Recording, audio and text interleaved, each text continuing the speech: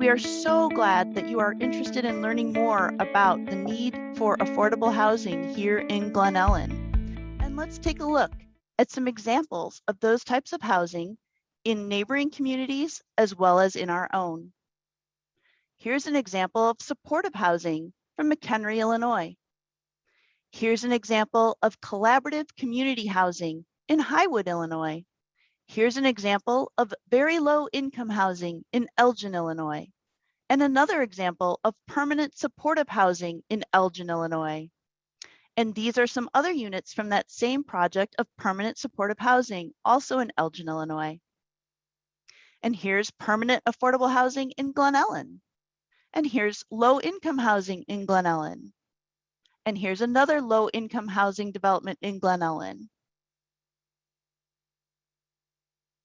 And here's a senior housing development in Glen Ellyn. We took a look at some of those pictures, but what do they mean? Why do they use so many different terms? Why do sometimes we hear attainable and affordable used interchangeably?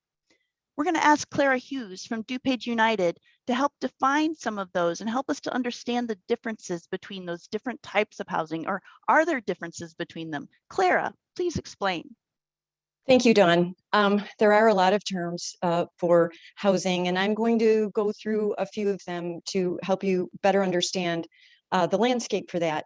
So let me start by introducing a newer term, attainable housing.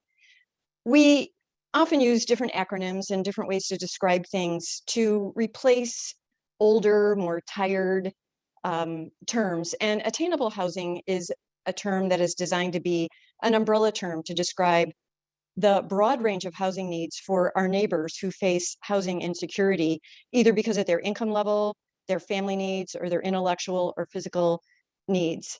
Attainable housing is safe and stable housing for those who are at risk today in today's housing market.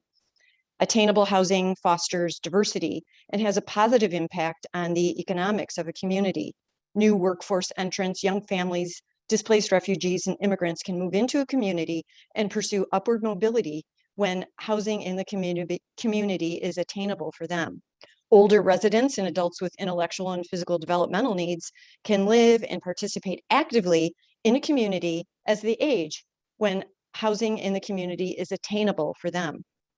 Now, the term affordable housing can be interchangeable with attainable housing, but it does actually have a legislative definition. According to HUD, housing that is affordable when monthly costs, including utilities, do not exceed 30% of an occupant's gross income. Affordable housing also includes subsidized housing. You may have heard of that term. Again, a legislative term. By statute, subsidized housing is now called housing choice. And these vouchers are a federal subsidy for housing that is available to individuals and families of very low income. So there's even definitions of low income. So in reality, these vouchers, though, are hard to come by. In our metropolitan area, just to give you an idea of a family that would be eligible for these housing choice vouchers, a family of 4 that annually earns $46,000 or less is eligible for housing choice vouchers.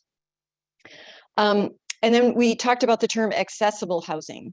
And if we didn't, I'm going to talk about it a little bit, because it's not good enough to have affordable housing or attainable housing.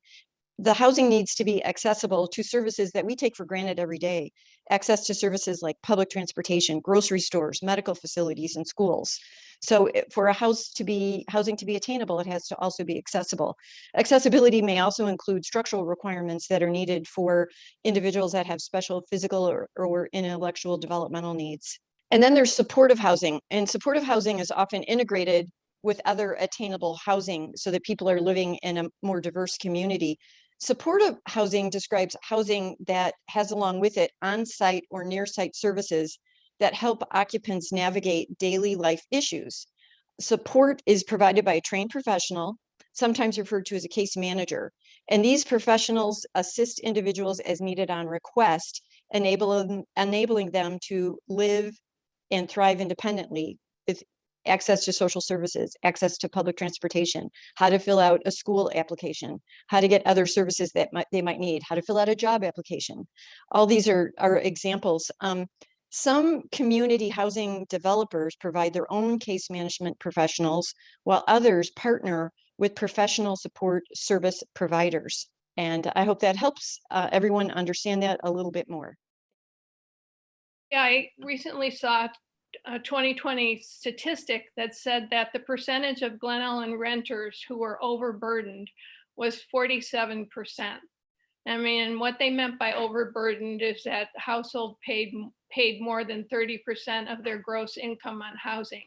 This indeed surprised me, but also speaks to the fact that we definitely need affordable housing here in Glen Ellyn.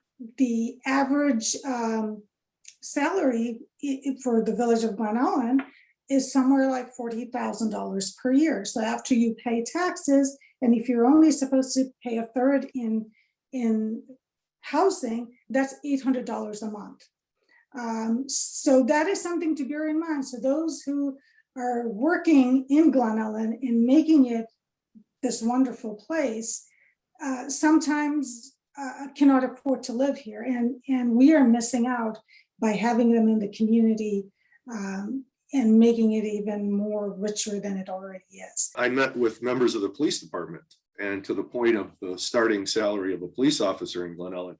And I asked a very simple question to them: how many police officers live in Glen Ellyn?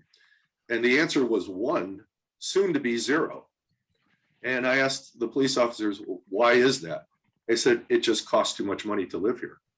We can't afford to live in the community that employs us. And so being able to develop a solid labor pool is important for economic development in Glen Ellyn. And affordable housing allows us to do that. We know many families who their lives are completely changed because they reach to this level of finding affordable housing. ICNA Relief serves so many of those community members who are living in very, very desperate situation, very extremely low to very low income households. And there are refugees who are, and imagine this desperate situations that these refugees and immigrants, they have to leave their entire lives behind, and they have to start fresh in a foreign land and speak a foreign language and learn everything from A to Z. And then we are asking them to afford health insurance, medical expenses, car and public transit cost, food and other necessities. This is incredibly difficult when so much of our household's paycheck goes towards rent. My son is 21 and will be seeking housing in Glen Ellyn soon. We're working on that intently. The folks, the community members with intellectual and developmental disabilities like Down syndrome or autism or other lifelong intellectual disabilities really have spent their life, building themselves and preparing themselves here in town through their educational experiences, their recreation and social experiences, their religious experiences, and then when they get older through volunteering and employment. And to have that type of, build up in social capital really is important. It's very hard for them to leave that and start over. So, staying in Glen Ellyn becomes very important to the families so that they can be near their loved ones, and for the individuals that are embraced by the community and have built up this lifetime of knowledge. Affordable and supportive are each very important for this population. Funding is really challenging. They have state and federal funding that is, you don't know when it's going to come.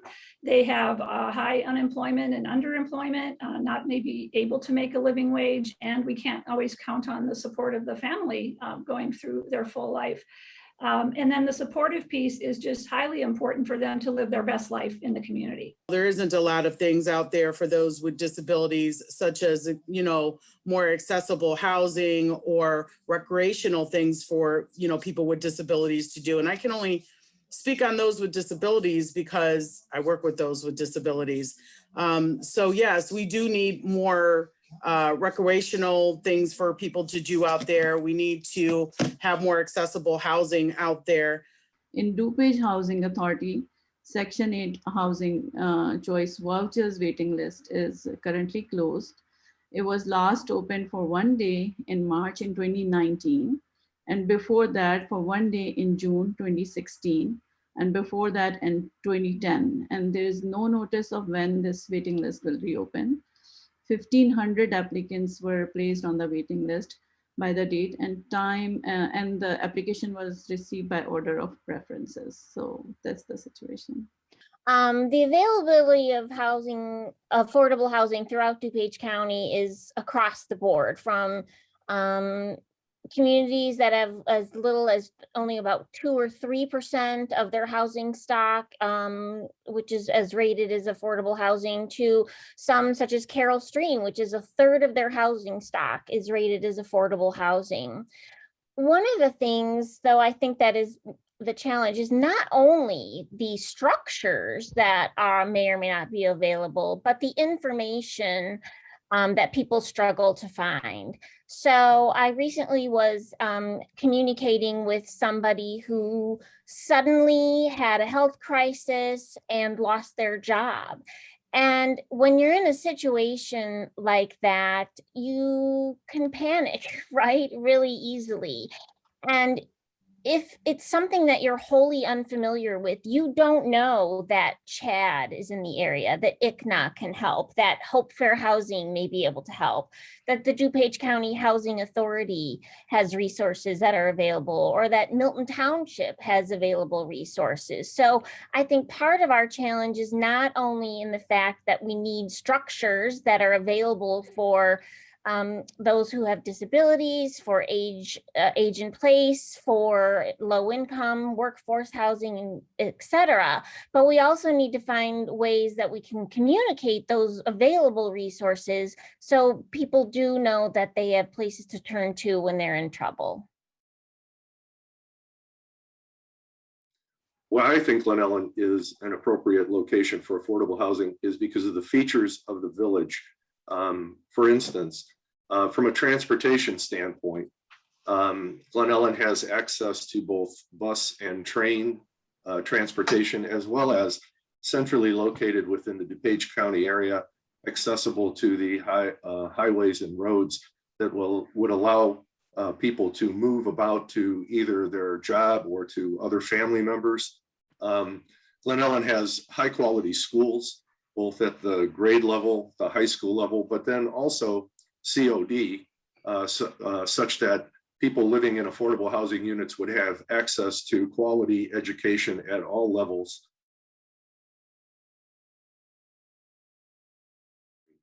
You know, in the most recent election, a lot of people talked about economic development and how important it is to continue that process if we want to keep Glen Ellyn, you know, the quality of life in Glen Ellyn high.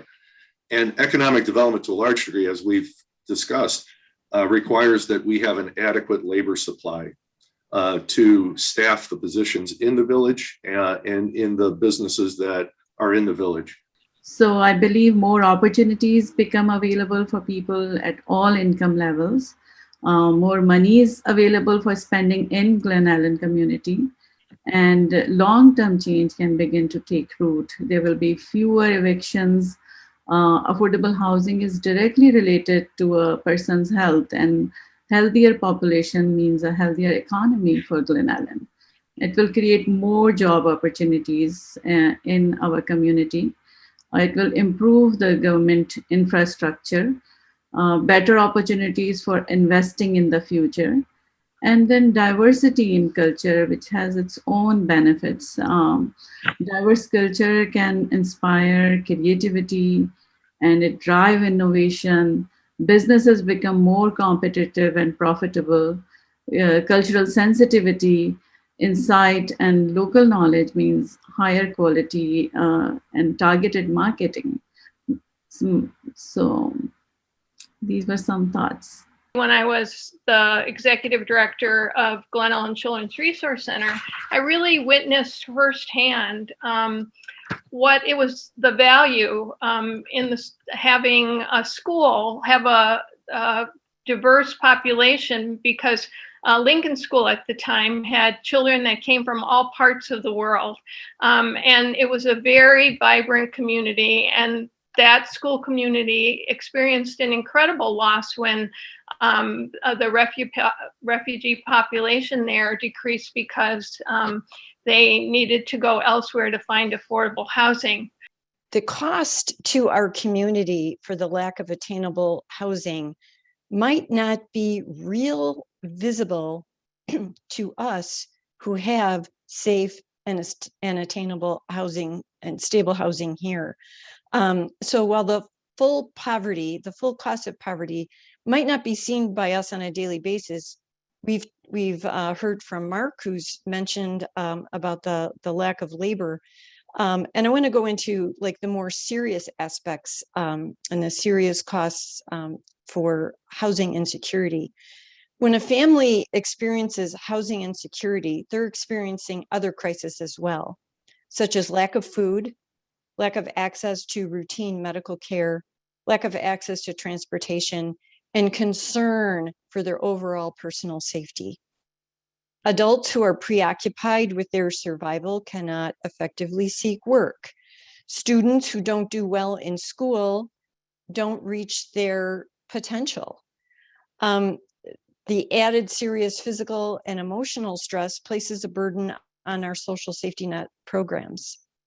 Housing insecurity adds to our healthcare costs and has an immediate impact on lost wages for our neighbors who are unable to secure full-time work, and future wages for our students who are not able to achieve their educational goals. The Metropolitan Planning Council compared large metro regions in the US, and their bottom line was that regions with higher levels of inclusion generate more long-term economic growth, while areas of higher level of economic and housing segregation have slower economic growth and shorter periods of economic growth. So this study, and there's probably a plethora of studies out there, show that when attainable housing is readily available, more opportunities become available for people at all income levels. Of the 47 municipalities that were surveyed in DuPage County, Glen Ellyn is 32nd in tax rate, meaning we are 32 out of 47 in the lowest municipal tax rate. So we have done, I think, a good job to try to ensure that the taxes for the residents in the village, at least from the taxes that the village imposes, that those taxes have continued to be contained. With respect to affordable housing, by way of some illustration, we have two districts, TIF districts, tax incremental financing districts, in the village, one downtown, one out on Roosevelt Road. And what we have been discussing with Full Circle is the concept of using TIF dollars to finance affordable housing projects so that the impact of that would not be felt by the residents in the form of higher property taxes. And that TIF financing, keep in mind, not only provides the ability for groups like Full Circle to construct the development, but over time, the property tax revenue that's generated from those developments will then repay, if you will, the TIF fund for purposes of ensuring that that fund produces taxes. So there is a mechanism that we have available to us that would allow us to use our TIF district financing to leverage a new affordable housing development project in the village. But then long-term, that development will effectively repay that loan as well as provide additional tax above and beyond that. What Full Circle develops specifically, we are leveraging the vast majority of our financing not from local municipalities. We're usually, if a local municipality has a program that we can use to finance a tiny portion of what we're trying to develop, it's great. It's certainly an advantage. But we look at that contribution from municipality as something that we're going to take in leverage like 40 times over by the other existing resources that are out there.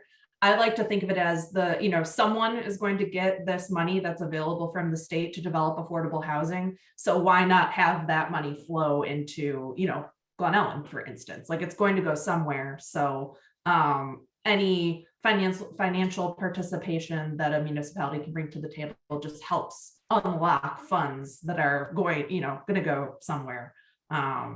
And, I think for us, the most important thing, and our developments do pay property taxes. But the most important thing for us, I think, is openness in a community and, willingness of different groups and voices coming to the table to participate. I think we all see that this is a need and that we can accomplish this.